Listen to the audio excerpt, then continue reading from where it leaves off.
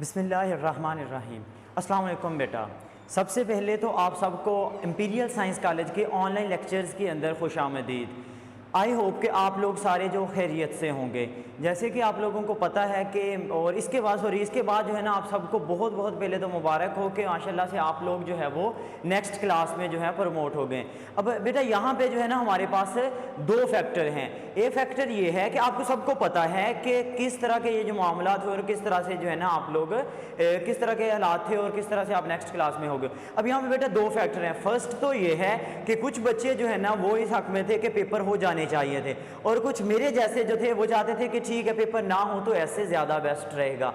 अब यहाँ पे जो है ना आपके पास देखें पेपर तो नहीं हुए, और ये भी आपके पास जो है ना ये किसी की मर्जी के तहत तो हुआ नहीं है। और नो डाउट आप लोगों को पता है कि पिछला जो हमारा होल सेशन गया है उसके अंदर जितना भी कॉलेज का स्टाफ था और आप लोग स्पेशली जो हो आप लोगों ने जो है ना बहुत मेहनत की, और इसमें जो है ना आपको पता है बेशुमार आपके टेस्ट हुए हैं। इसके अंदर आपने जो है ना सारे लेसन वगैरह अच्छे से कर लिए थे और आप लोगों की माशाल्लाह से प्रिपरेशन अच्छी थी।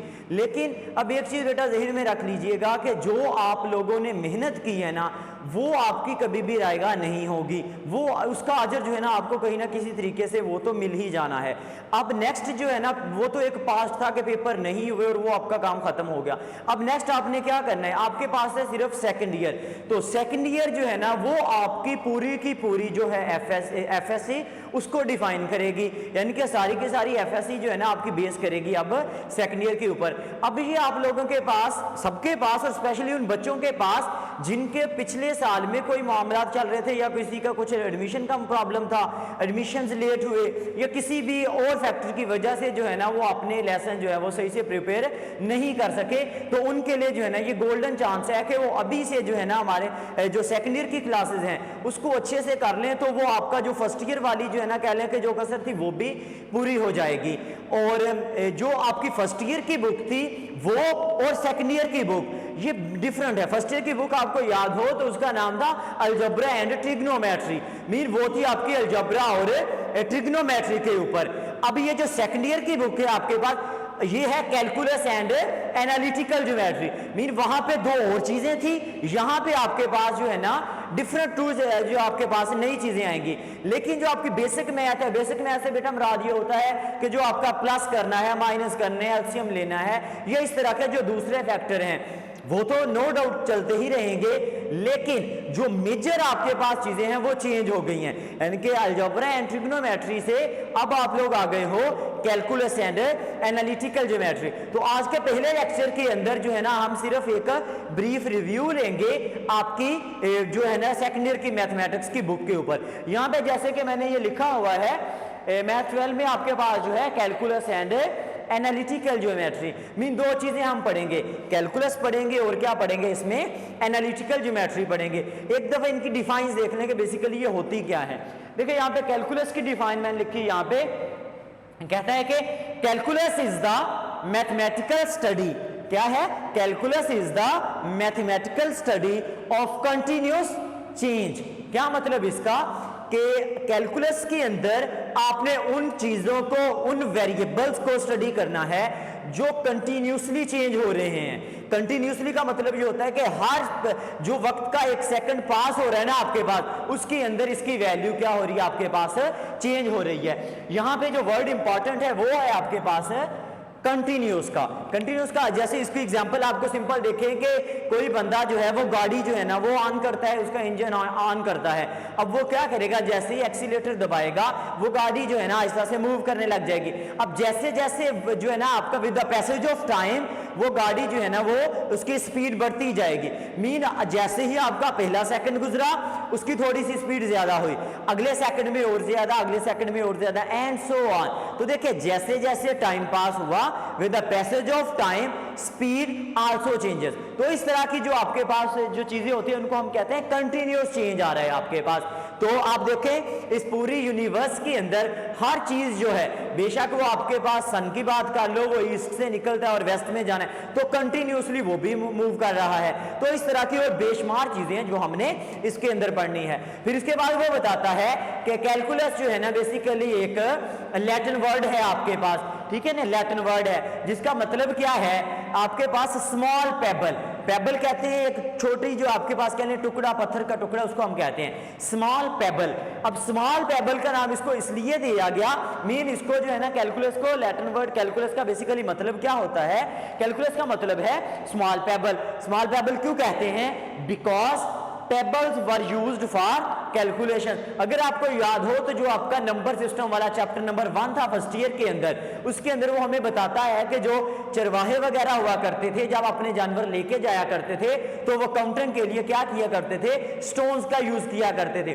तो यहाँ पे भी उसी मुनासबत से उन्होंने इसको नाम क्या दिया हुआ है, कैलकुलस का। मीन आप सिंपल लफ्जों में ये याद रख ले कि कैलकुलस से ही आपकी कैलकुलेशंस हैं। जितने भी आप नंबर्स के ऊपर काम करते हो, यानी कि आपने कुछ नंबर जो है ना कोई काउंटिंग करनी है या इस तरह के जो भी फैक्टर हैं, वो सारे के सारे बेसिकली कैलकुलस के अंदर ही आएंगे। अब फिर कैलकुलस जो है ना इसके मुतल्लिक आता है कि ये जो है ना कि इसका सबसे पहले जो कंसेप्ट था या जिसने इन्वेंट की थी वो कौन था, तो ये जो दो मैथमेटिशियंस हैं इन्होंने जो है ना इंडिविजुअली काम किया है इसके ऊपर। एक उनमें सर आइजैक न्यूटन है और सेकंड आपके पास है गॉटफ्राइड लेबनीज जो है।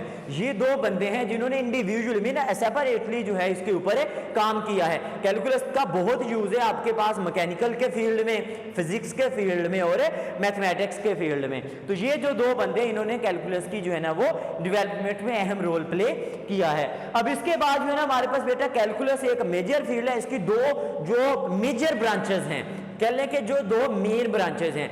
First one is differential calculus and second one is integral calculus. हमारी बुक के अंदर हमने दोनों ही पढ़नी है, डिफरेंशियल कैलकुलस का भी एक चैप्टर है और जो आपके पास इंटीग्रल कैलकुलस है उसका भी एक चैप्टर है। तो आपके बुक के अंदर जो हमारे पास चैप्टर नंबर 2 है, जो आपकी बुक के ऊपर जो है ना लिखा हुआ है डिफरेंशिएशन, वो बेसिकली क्या है, डिफरेंशियल कैलकुलस ही है। और इसी तरह से हमारे पास जो है ना जो चैप्टर 3 है हमारी बुक के अंदर, वो है आपके पास लिखा हुआ है इंटीग्रेशन का, तो वो बेसिकली क्या है, इंटीग्रल कैलकुलस है। अब ये जो डिफरेंशियल कैलकुलस है और इंटीग्रल कैलकुलस है, ये दोनों एक दूसरे के अपोजिट होते हैं, मतलब एक दूसरे के ये एंटी हैं।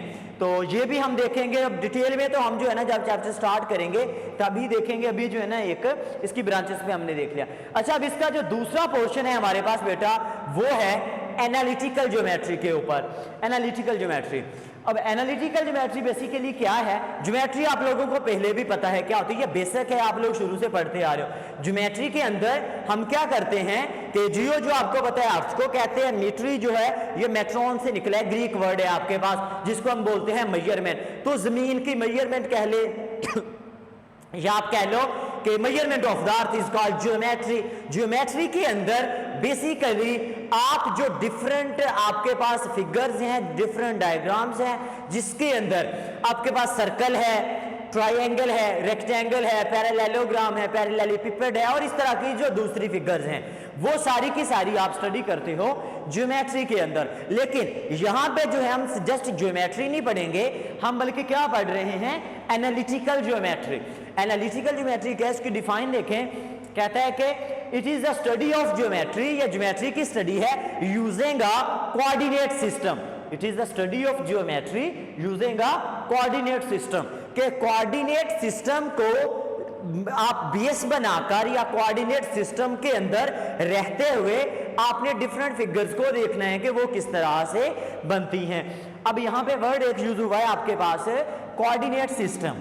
ये होता क्या है कोऑर्डिनेट सिस्टम, तो बेटा कोऑर्डिनेट सिस्टम सिंपल क्या है कि टू परपेंडिकुलर लाइंस जो एक पॉइंट पे कट करें, दो परपेंडिकुलर लाइंस जहां पे मैंने बनाया भी हुआ है। देखें ये आपके पास एक लाइन है, एक ये लाइन है, ये दोनों परपेंडिकुलर है। ये वाली लाइन इसके ऊपर 90 का एंगल बना रही है और ये वाली लाइन इसके ऊपर। तो two perpendicular lines intersect at a point, this point is called origin.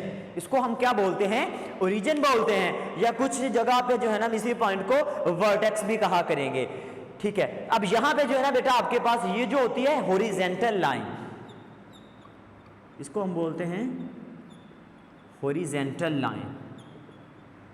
ये जो हॉरिजॉन्टल लाइन है ये बेसिकली आपका पास होता है कि अगर आप राइट साइड को जाओ ओरिजिन से, इसको आप बोलते हो positive X axis, positive X axes. और इसी तरह से अगर आप ओरिजिन से नेगेटिव साइड को जाओ तो इसको हम बोलते हैं नेगेटिव एक्स एक्सेस। यहाँ पे मैं इस तरह से लिख देता हूँ नेगेटिव एक्स एक्सेस। ठीक है बेटा, ये क्या होगा आपके पास नेगेटिव एक्स एक्सेस। और बिल्कुल इसी तरह से अगर आप ओरिजिन से ऊपर चले जाओ, यहाँ पे जिधर मैंने लिखा हुआ है वाई आपके पास, तो इस वाली ये जो लाइन है आपके पास, इस लाइन को हम बोलते हैं वर्टिकल लाइन। ठीक है बेटा, इसको हम क्या बोलते हैं वर्टिकल लाइन। और ओरिजिन से अगर आप ऊपर की बात करो तो ये आपके पास होता है पॉजिटिव वाई एक्सेस। और अगर आप ओरिजिन से नीचे आ जाएं तो ये होता है आपके पास है नेगेटिव वाई एक्सेस। तो ये आपके पास टोटल जो है ना इसमें 2 एक्सेस हैं, one positive X axes, negative X axes, फिर इसी तरह से पॉजिटिव वाई एक्सेस और उसी का नेगेटिव वाई एक्सेस। तो अब ये जो 2 लाइंस हैं, परपेंडिकुलर लाइंस हैं, ये मिलके क्या बनाती हैं कोऑर्डिनेटर सिस्टम बनाती हैं। अब जितनी भी फिगर्स हमने पढ़नी है ना यहाँ पे बेटा वो सारी की सारी इसी आपके पास ये जो कोऑर्डिनेट सिस्टम है हम इसी के ऊपर पढ़ेंगे कि देखेंगे कि ये आपके पास जो है ना यहाँ पे फिगर बनती है। जैसे लेट्स सपोज मैं ट्रायंगल बनाना चाह रहा हूँ तो कुछ इस तरह से देखिए मैं बना सकता हूँ। मैं कहता हूँ एक पॉइंट यहाँ पे है, एक पॉइंट जो है ना इसका यहाँ पे है, और इसी तरह से एक पॉइंट मैं मान लूँ कि इसका यहाँ पे है। अब अगर मैंने यहाँ पे जो है ना इसको आपके पास बनानी हो, एक ट्रायंगल ही बनानी, तो वो कुछ इस तरह से बनेंगे यहाँ पे इस तरह से। तो और भी इसके अलावा जितनी भी फिगर्स आएंगी वो हम इसी कोऑर्डिनेट सिस्टम के अंदर ही बनाएंगे, वो हम नेक्स्ट जो है ना देखेंगे। एनालिटिकल ज्योमेट्री का जो आपके पास मेन चैप्टर है वो है चैप्टर नंबर 4 हमारे बुक के अंदर। इसके अलावा चैप्टर नंबर 6 भी है, उसके अंदर भी जो है ना एनालिटिकल ज्योमेट्री का ही रिजल्ट है। अच्छा बेटा, इसमें जो है ना हमारे पास इसी एनालिटिकल ज्योमेट्री के और भी नाम है, जैसे इसको हम कोऑर्डिनेट ज्योमेट्री भी कहते हैं और कार्टेशियन ज्योमेट्री भी कहते हैं। कार्टेशियन भी इसी सिस्टम को बोलते हैं जिसमें आप 2 डायमेंशन पे बात करते हो। अब इसकी अगर आए कि किसने इसको जो है ना बनाया, तो इसके मतलब जो है ना बेटा ये एक तो आपके पास मैथमेटिशियन है रेने डेस्कार्ट, इसने जो है ना बहुत काम किया है आपके पास मैथमेटिक्स के अंदर। और जितनी भी आपकी ये आप जो है ना इस अब जो है ना इस एज के अंदर जितना भी काम हो रहा है इसके अंदर इसकी जो है ना बहुत खिदमत है। जैसे कि आपको पता है कि इस तरह से जैसे हमारे पास बहुत सारे एक्स हो, एक्स इस तरह से है x dot x dot x dot and so on, और मैं यहाँ पे लिख देता हूँ और आप यहाँ पे लिख देते हो कि ये टोटल कितने टाइम्स था। मान लें कि ये 100 टाइम्स था, तो अब देखो आप इसको एक्सपोनेंट की फॉर्म में लिख देते हो x रेज़ टू पावर 100। अब ये जो एक्सपोनेंट का आपके पास जो है ना कॉन्सेप्ट था, ये भी सबसे पहले जो है ना ये रेने डिस्कार्ट ने ही जो है इंट्रोड्यूस करवाया था। और इसी तरह से इसके अलावा जो आपको याद होगा कि जो ज्यादातर हम वेरिएबल यूज करते हैं ना, वो आपका पिछले भी जो है ना आपके पास एक्स वाई जी आपको याद हो चैप्टर नंबर 4 था उसके अंदर। इसके अलावा आपको वो मैट्रिक्स वाला चैप्टर याद हो जिसके एक्सरसाइज 3.5 के अंदर कुछ इक्वेशंस वगैरह थे, उसके अंदर ज्यादातर जो है ना हमारे पास जो वेरिएबल यूज होते हैं वो एक्स वाई और जी होते हैं, जो वेरिएबल्स यूज होते हो आपके पास। तो ये जो वेरिएबल्स का कंसेप्ट है एक्स वाई जी, ये भी इसी ने बताया था कि एक्स वाई जी आप वेरिएबल्स रखें, और जो शुरू वाले हैं आपके पास अल्फाबेट्स ए बी सी, इसको जो है ना उसने कहा था कि आप कांस्टेंट जो है ना इसके तौर पर आप इसको यूज कर लें। तो ये भी रेने डिस्कार्ट का ही काम है। अच्छा, इसके बाद जो है ना एक और आपके पास मैथमेटिशियन है, उसको नाम क्या है उसका, अपोलोनियस है, और इसको हम बोलते हैं बेटा Apollonius of Perga. Perga is the city, Greek city, आपके पास जो है ना एंशिएंट ग्रीक सिटी है अनातोलिया यानी कि तुर्की के अंदर। उस वक्त तुर्की तो था नहीं, तो आप जो है ना आपके पास परगा जो है ये एक क्या आप कह लो कि तुर्की का जो है ना आपके पास उसके अंदर एक लार्ज जो है ना इसने एरिया कवर किया हुआ है। अपोलोनियस ऑफ परगा यहाँ पे हमने इसलिए इसके सिटी मेंशन किया कि एक और मैथमेटिशियन भी था, वो भी आपके पास नाम उसका भी अपोलोनियस था, लेकिन वो था अपोलोनियस ऑफ ट्रियाना। अपोलोनियस ऑफ ट्रियाना इसने भी काम किया, लेकिन हम यहाँ पे एनालिटिकल के अंदर जो है ना वो अपोलोनियस ऑफ परगा ने किया था। ट्रियाना ये भी आपके पास एक तुर्की का ही सिटी है। तो यहाँ पे जो है ना ये जो 2 बंदे थे अपोलोनियस ऑफ परगा एंड रेने डिस्कार्ट, जिसने एनालिटिकल ज्योमेट्री के अंदर जो है वो काम किया है। अच्छा बेटा, आज के इस लेक्चर के अंदर जो है ना आपको जस्ट एक ब्रीफ रिव्यू देना था। हमारी आपको पता है कि हमारी जो पिछली जो है ना फर्स्ट ईयर की बुक थी मैथमेटिक्स, उसके अंदर टोटल थे हमारे पास 14 चैप्टर, जिसमें आपके पास चैप्टर 9 to 14 जो था ये था ट्रिग्नोमेट्री का, जो हमारा मेजर पार्ट था बुक के अंदर। तो यहां पे हमारे पास टोटल जो है बुक के अंदर वो है 7 चैप्टर। फर्स्ट चैप्टर के अंदर हम फंक्शंस एंड लिमिट्स के मतलब देखेंगे। सेकंड, जैसे मैंने पहले भी बता दिया कि डिफरेंशियल के मतलब है, डिफरेंशियल कैलकुलस में डिफरेंशिएशन के मतलब है। Third one is about integration. Fourth आपके पास एनालिटिकल ज्योमेट्री है। जो आपके पास इसी तरह से फिफ्थ चैप्टर आएगा वो लीनियर प्रोग्रामिंग का, उसमें इनक्वालिटीज वगैरह कुछ आएंगी, हम उसके ऊपर काम करेंगे। फिर इसी तरह से जो सिक्स चैप्टर है वो है कॉनिक सेक्शंस का, और इसी तरह से जो है ना आपके पास लास्ट वन इज वेक्टर्स के मतलब है, जो आप लोग ऑलरेडी फिजिक्स के अंदर चैप्टर नंबर 2 जो है फर्स्ट ईयर में पढ़ चुके हो। तो ये टोटल 7 चैप्टर है। अब इन 7 चैप्टर के अंदर जो आपके पास chapter number 2 and chapter number 3 जो हैं ये मेजर कंट्रीब्यूशन डालते हैं आपके पेपर्स के अंदर। बिल्कुल जो आपका रोल प्ले कर रहे थे ट्रिग्नोमेट्री वाले चैप्टर फर्स्ट ईयर के अंदर, यहाँ पे जो है ना ये रोल प्ले करेंगे चैप्टर नंबर 2 एंड 3 आपके पास। तो ये दो बहुत मेन चैप्टर्स हैं, इनको आप लोगों ने अच्छे से देखना है। हम कोशिश करेंगे यहाँ पे कि आपके पास जो है ना मैं ज़्यादा से ज़्यादा क्वेश्चन इसके जो है ना अटेम्प्ट कर सकूँ। बाकी जो आप लोगों को अब आप लोगों को पता है कि एक्सरसाइज इतनी लेंथी होती है, हर क्वेश्चन तो यहाँ पे नहीं किया जा सकता। तो अब जो क्वेश्चन रह जाएंगे वो आप लोग खुद से ट्राई करेंगे। और आप लोगों को पता है आप लोगों के गूगल क्लासरूम भी बन गए हैं, तो आप वहां पे अपनी जितनी भी क्वेरीज हैं या कोई भी प्रॉब्लम्स हैं वहां पे शेयर कर सकते हो। इसके अलावा आपको पता है कि आपके व्हाट्सएप के ग्रुप वगैरह भी बने हुए हैं, तो वहां पे आप लोग शेयर कीजिएगा। मैं जितने भी जो है ना बेस्ट वे में पॉसिबल हुआ वो आप लोगों के आंसर जो है ना वो करने की कोशिश करूंगा। आज के इस लेक्चर के साथ इतना ही। इंशाल्लाह जो हमारा नेक्स्ट लेक्चर होगा उसके अंदर हम सबसे पहले चैप्टर नंबर 7 स्टार्ट करेंगे। इसी उम्मीद के साथ कि आप लोग अपना और अपने घर वालों का बहुत ख्याल रखेंगे। मुझे दीजिए इजाज़त। अल्लाह हाफिज़।